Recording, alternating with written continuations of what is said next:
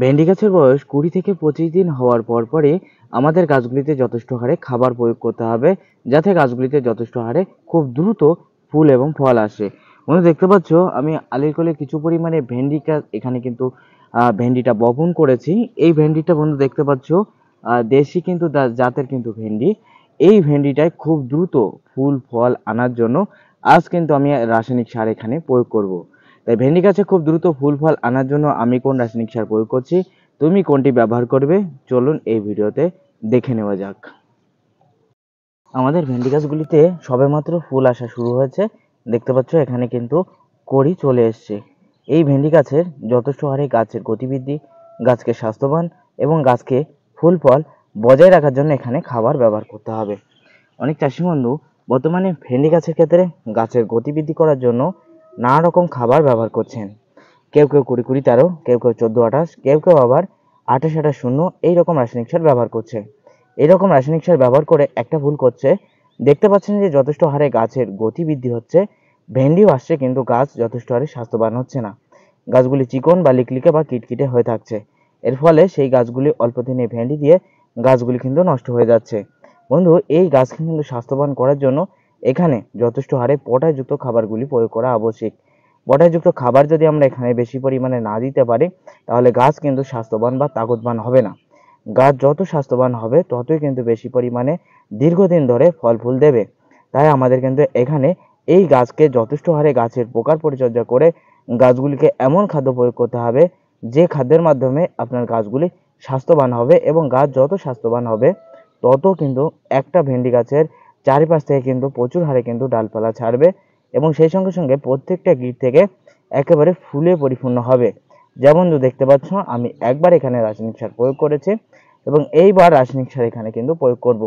একবার প্রয়োগ করার ফলে দেখতেই পাচ্ছ আমাদের ভেন্ডি গাছগুলিতে ছোট ছোট কুড়ি আসা কিন্তু শুরু হয়ে গেছে। যথেষ্ট হারে কুড়ি এসছে, এই গাছটাও কিন্তু এসছে। আমি কিন্তু আলির ধার দিয়ে এই ভেন্ডি গাছগুলি বপন করেছি। দেখতে পাচ্ছ একটা থেকে একটার দূরত্ব মিনিমাম 1 হাত রেখে রেখে আমি কিন্তু বপন করেছি। তাই এবার কিন্তু আমি এখানে খাবারগুলি প্রয়োগ করব। ভেন্ডি গাছের ক্ষেত্রে খাবার হিসেবে ফার্স্টে আপনি কিন্তু এখানে পটাশযুক্ত সারগুলি ব্যবহার করবেন। দ্বিতীয়ত আপনি এখানে পটাশযুক্ত সার ব্যবহার করবেন, এবং তৃতীয়বার আপনি কিন্তু সেখানে কিছু পরিমাণে গাছের গতিবৃদ্ধিকারক সার দিতে পারেন, কারণ গাছকে আপনি আগে থেকে স্বাস্থ্যবান করিয়ে রেখেছেন। তাই গাছকে ভেন্ডি গাছে যথেষ্ট হারে স্বাস্থ্যবান করতে, গাছের দীর্ঘস্থায়ী ফল ফুল দিতে আমাদের খাদ্য হিসেবে আমি সারকে চুজ করে নিয়েছি। দেখতে পাচ্ছ 10-26-26 রাসায়নিক সার। হ্যাঁ বন্ধু, এটা দেখতে পাচ্ছ এই রাসায়নিক সার দেখতে পাচ্ছ, এটা ইফকো কোম্পানির 10-26-26 রাসায়নিক সার। এই 10-26-26 রাসায়নিক সারের ভিতরে 10% নাইট্রোজেনের সমৃদ্ধ, 26% ফসফেট এবং 26% পটাশের সমৃদ্ধ একটি রাসায়নিক সার, যা এর ভিতরে থাকা 26% পটাশ এবং 26% পটাশ যা গাছকে স্বাস্থ্যবান বা তাকতবান করবে। গাছ দীর্ঘদিন ফল ফুল দেবে, সহজেই গাছ হেলে বা নুয়ে পড়বে না, গাছ কিন্তু সোজা বা খাড়া অবস্থায় থাকবে, এবং গাছগুলি অ্যাকচুয়ালি দেখবেন শক্তিশালী হবে। আপনি একটা জমিতে দেখবেন যে কিছু পরিমাণে 20-20-13, কিছু পরিমাণে ইউরিয়া ফসফেট এবং কিছু পরিমাণে আরেকটা জমিতে আপনি দানাদার সার পটাশযুক্ত সারগুলি বেশি পরিমাণে দিয়ে আপনি সবজি চাষ করবেন, দেখবেন আপনার গাছগুলি স্বাস্থ্যবান হবে এবং গাছগুলিতে প্রচুর পরিমাণে ফল ফুলে পরিপূর্ণ হবে, যা কিন্তু দেখতেই পাচ্ছেন।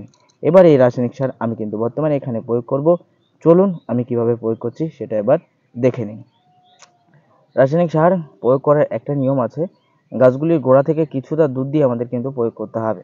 এই যে গাছ, আমরা গাছের কাছে চলে এসেছি।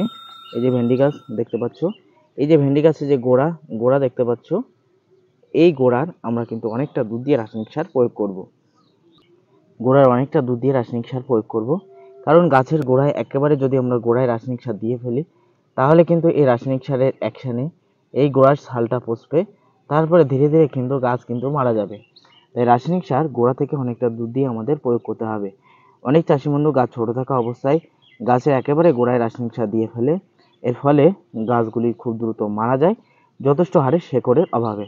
তাই গাছগুলিতে আপনি এরকম দুধ দিয়ে রাসায়নিক সার দেবেন, এইরকম এই যে গোড়া এরকম দুধ দিয়ে রাসায়নিক সার দেবেন, তাতে কিন্তু কাজ করবে, কারণ গাছের শেকড় কিন্তু এখানে থাকে না, গাছের শেকড় কিন্তু অনেক দূর পর্যন্ত বিস্তৃত হয়। তাই আমি রাসায়নিক সার এখানে প্রয়োগ করছি।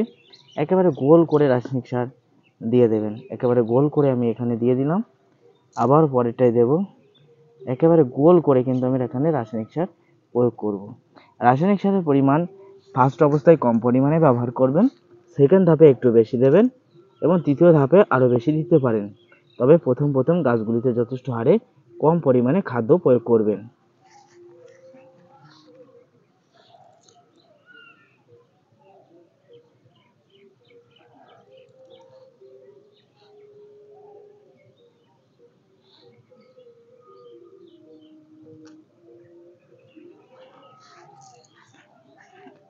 এই গাছটা কিন্তু ছোট, লাবি করে বার হয়েছে।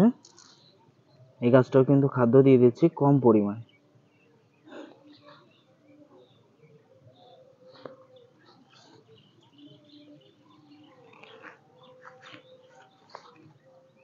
যে গাছগুলো ছোট অবস্থায় আছে সেই গাছগুলিতে কম পরিমাণে খাদ্য দেবেন, যে গাছগুলি বড় সেই গাছগুলিতে বেশি পরিমাণে খাদ্য ব্যবহার করবেন।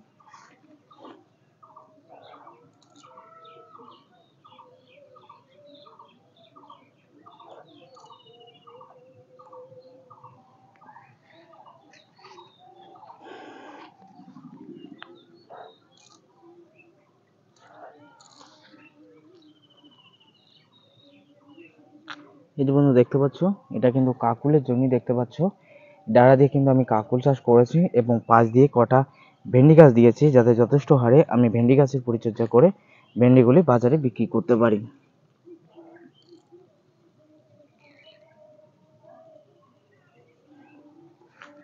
দেখো, ওগুলোর থেকে এই গাছগুলো আরও বেশি পরিমাণে স্বাস্থ্যবান হয়েছে এবং গাছগুলিতে কিন্তু যথেষ্ট হারে গতিও আছে, ফুলও আসছে।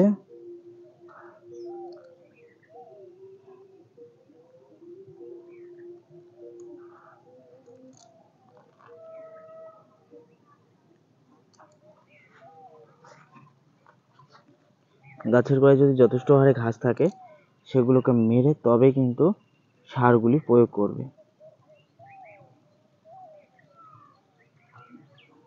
অনেকদিন যাবৎ নানারকম এক্সাম বা এটা সেটার কারণে আমি ফিল্ডে ল্যাবে মাঠে ল্যাবে ভিডিও দিতে পারিনি, তার জন্য আন্তরিকভাবে দুঃখিত। আবারও শুরু করছি। এই প্রত্যেকে যারা যারা ফিল্ডের ভিডিও দেখতে ভালোবাসেন তারা একটু লাইক করে সাথে থাকবেন।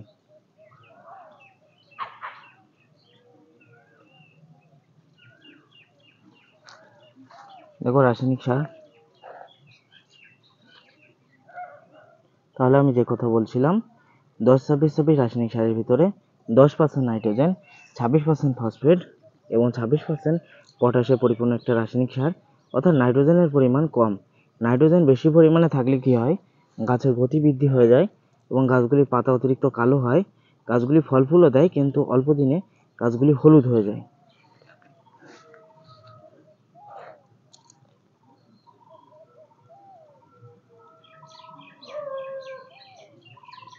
এই গাছগুলি কিন্তু যথেষ্ট পোকা বা এটা সেটা পরিচর্যা আমাদের কিন্তু করতে হবে এবং পোকারও কিন্তু অলরেডি পরিচর্যা শুরু করে দিয়েছি। পোকার পরিচর্যা কী কী করতে হবে যদি জানতে চাও অবশ্যই কমেন্টে কমেন্ট করবে। আমরা কিন্তু আলাদা করে ভিডিও খুব দ্রুত নিয়ে আসবো আমাদের চ্যানেলে।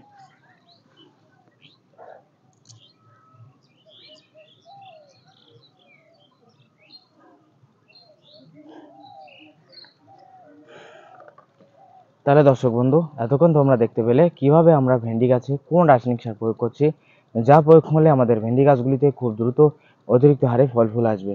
তো আজকের ভিডিও এখানে শেষ করছি। প্রত্যেকে ভালো থাকবেন, ভিডিও ভালো লাগলে লাইক করবেন এবং অবশ্যই যারা চ্যানেলে নতুন আছেন সাবস্ক্রাইব করবেন, ভিডিওটা শেয়ার করে অন্য চাষির দেখার সুযোগ করে দেবেন।